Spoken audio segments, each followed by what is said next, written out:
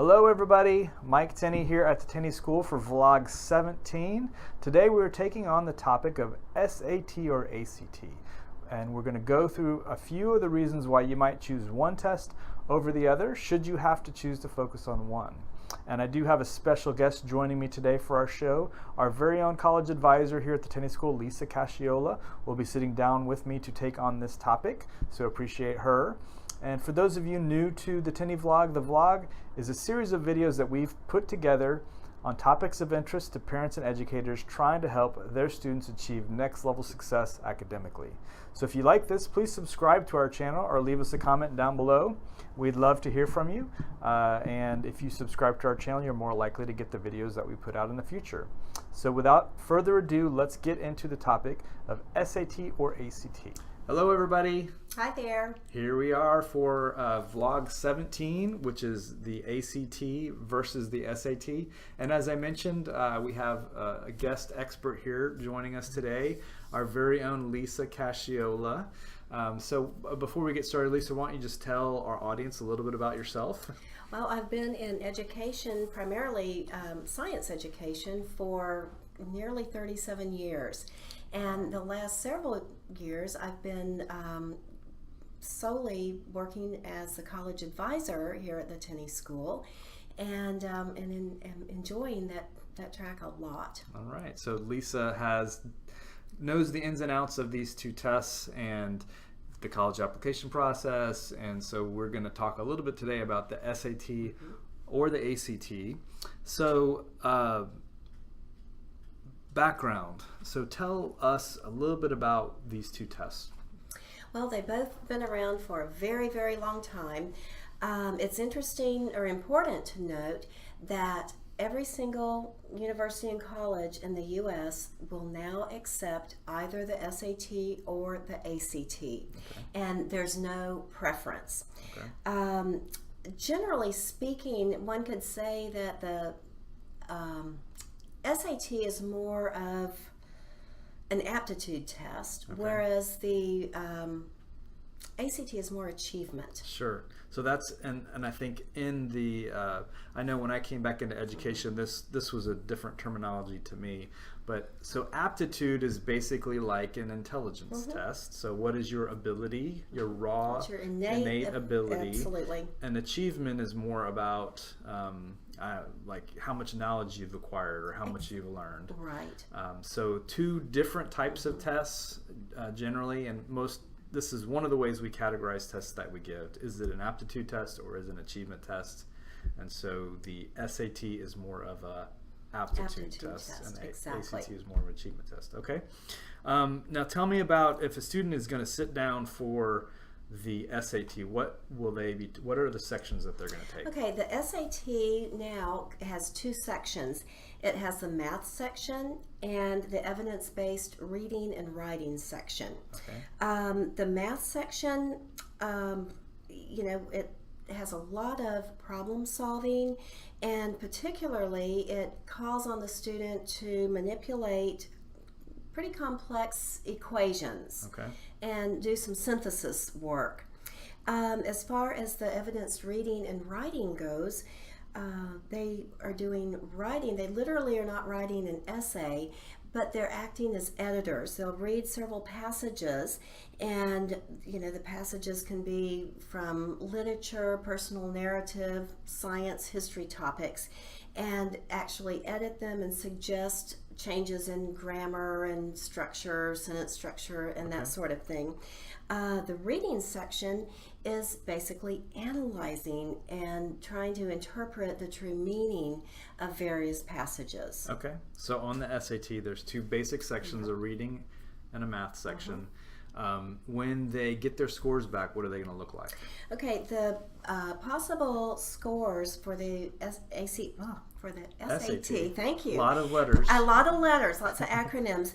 Anyway, it can go anywhere from 400 to 1600. A perfect score would be considered a 1600. Okay, and half of that score is math, and half of it is the critical reading. Exactly. Okay. So the score will be divided. You'll see what your math score is, and you'll see what your reading score is. Right, and then they'll report a total score. Okay.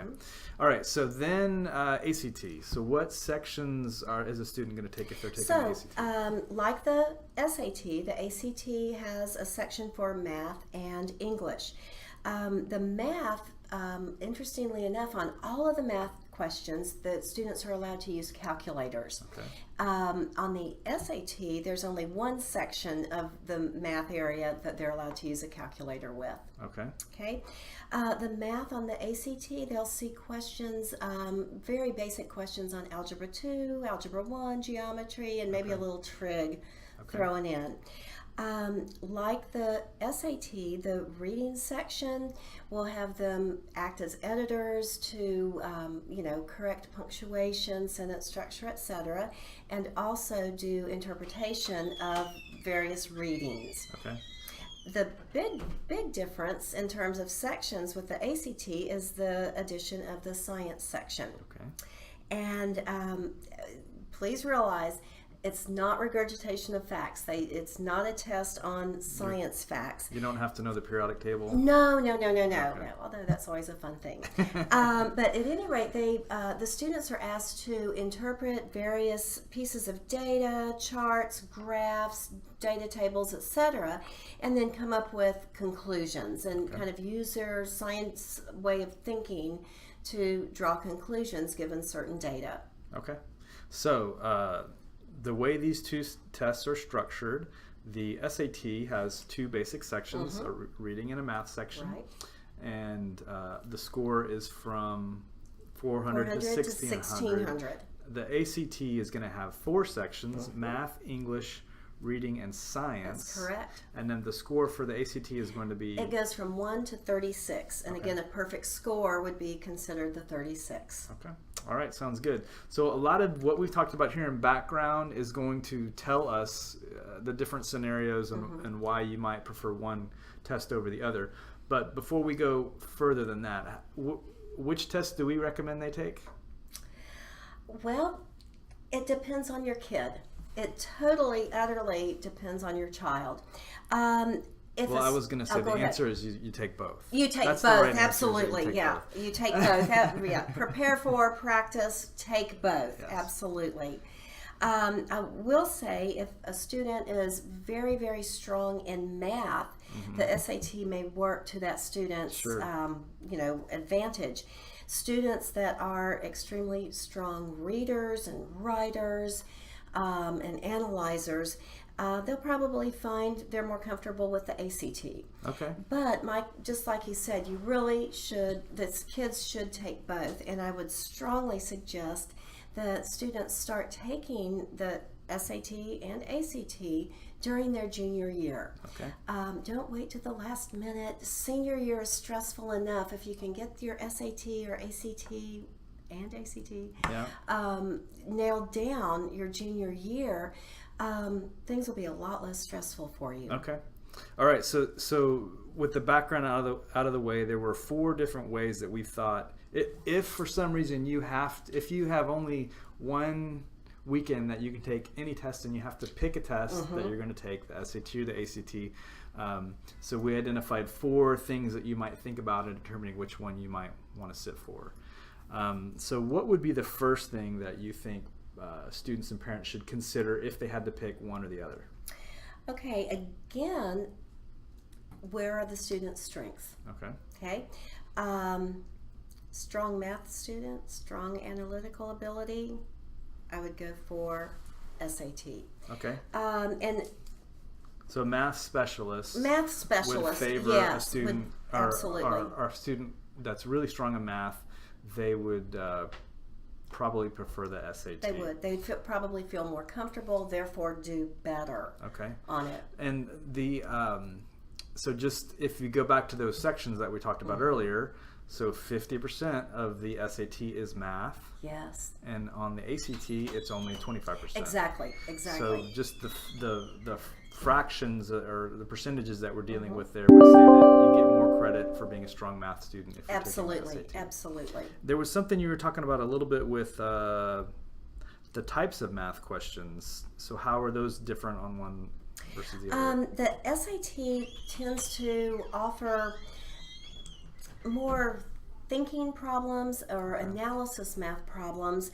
Like I said before, oftentimes students will need to use 2 or 3 equations and manipulate them and synthesize an answer rather than more straightforward problems that one might see on the ACT. Okay, so because the SAT has more high-level math problems, there again, not only is the percentage of math questions higher on the SAT, also the level of the math questions is harder. The level of rigor is much higher. Thereby allowing a strong math student to differentiate themselves. Absolutely, let them shine. Okay.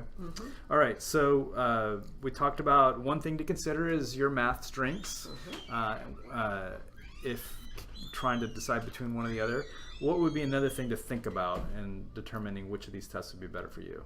Well, there again, if you're better at reading and writing and analyzing literature, I would say go with the ACT. Okay. However, you know, in a perfect world, if we want the best of both worlds, I would strongly suggest start even sophomore year exploring each one. Now, of course, with the PSAT now being given all the, you know, from 8th grade on up, simply by the number of times they've taken an SAT type test, they may feel more comfortable with that simply because they're used to it. They've practiced that that structure. Sure, and I think that the so one thing to consider is which test that you've taken. The PSAT now goes to the 8th grade. The PSAT is also linked to the National Merit Scholarship Program. That is true. So every school is pretty much going to do the PSAT because it's linked to that scholarship program. Whereas the ACT doesn't have the same. They do have a pre-ACT test called the Aspire, but because it's not linked to that scholarship, it's not as it's not as widely common, used. Yeah. Absolutely.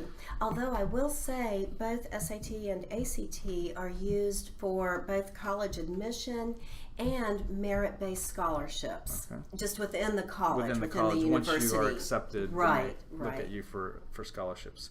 Okay, so we talked a little bit about math specialist. We've talked about which tests that you are more familiar with and helping you decide what test to take. What would be another thing that you might think that parents should consider in students? Gosh, I would say one of the most important things besides starting early is to give your child an opportunity, either, you know, have them go work with an outside tutor or outside, you know, prep program, or, you know, work with them yourself. And our college prep class here at Tenney, gosh, the first several weeks of the course is devoted to having the students practice both SAT and ACT questions and kind of really practice those and get a feel for which one they feel more comfortable with. Okay. And the only way they can do that is by practicing. A lot of times kids will, you know, practice both and say, gosh, I really feel so much better absolutely with the ACT or with the SAT. And if they have a really strong, you know, opinion one way or the other, then, you know, that's the one they should go with. Okay. However, equally numerous times kids will go, well, you know, there's part of me will do well on the SAT, but yet I can shine this way on the ACT. For those kids, I would say prepare for and take both. Okay. All right. So what about this achievement versus aptitude angle? So how is the fact that the SAT is more of an aptitude test, what type of student would do better on that? The student who is just innately, naturally gifted, just, you know, naturally just is able to absorb information and correlate it and analyze it. Okay. That naturally gifted kid, I think, will absolutely shine on the SAT. Okay. Yes.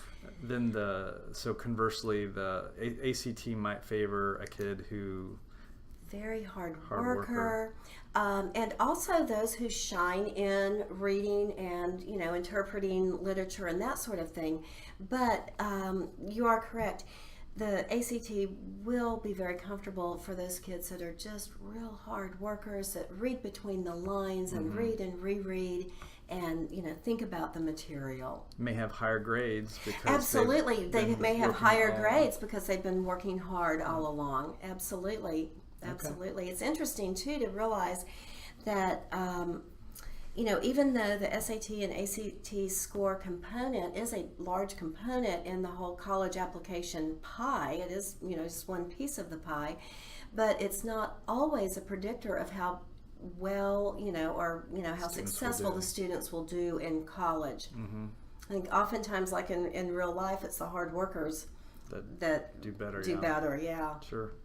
Okay, so the last thing we kind of wrote down here is to touch on, we already touched on a little bit already, but the fact that there's this different section that the ACT has versus the SAT. So talk a little bit about that. Right, the ACT has a section devoted to science.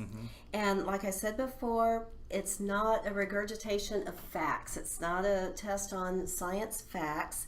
It's basically being given data. It can be in the form of charts, graphs, data tables. Could be a passage about describing a scientific experiment that was done, and then the students would have to answer questions on those items and analyze and come up with a conclusion. Sure.